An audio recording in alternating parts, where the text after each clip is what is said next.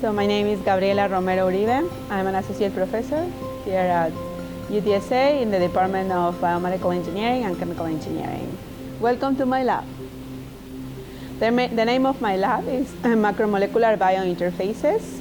And in this lab, we develop tools to help understand brain in terms of how the brain cells communicate. And also these tools serve to develop new therapies for brain diseases.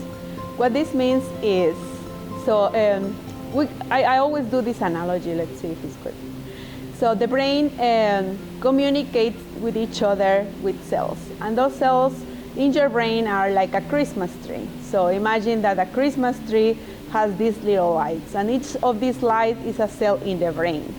And those lights blink to each other and they are wired together. So when one of the light breaks in the Christmas tree, the whole circuit gets interrupted and then we don't have light in the Christmas tree. So in the brain happens the same. When one of the cells stops working because they are connected with each other and wired with each other, a whole circuit stops working.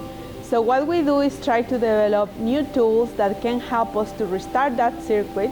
And those tools, by restarting that circuit, we can also learn how the circuit works and how can we restart in terms of developing new therapies. The students in my lab come from different backgrounds. I do have chemical engineering students and biomedical engineering students, PhD students, master's students, undergraduate students from these two programs. We also work a lot with high schools. Currently, we are working in around 3 to 4 projects. The majority of them relate to restarting the brain circuits. We develop tools to deliver genes into the brain. That particular project is directed for treatment of glioblastoma. So the other projects that we work on is in translating magnetic fields into forces. So we can apply wireless forces into brain cells.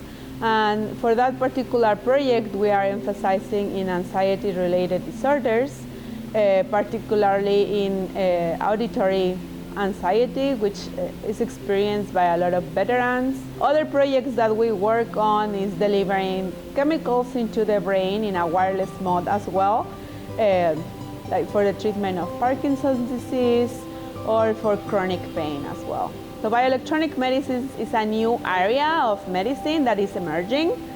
And the idea of using bioelectronic medicines is to treat any disease without the need of a drug. So the idea is that by manipulating how these cells communicate with each other, we could possibly cure diseases. So I think it's a very new and exciting area in the field in which any engineer have a lot to give in and to advance the field.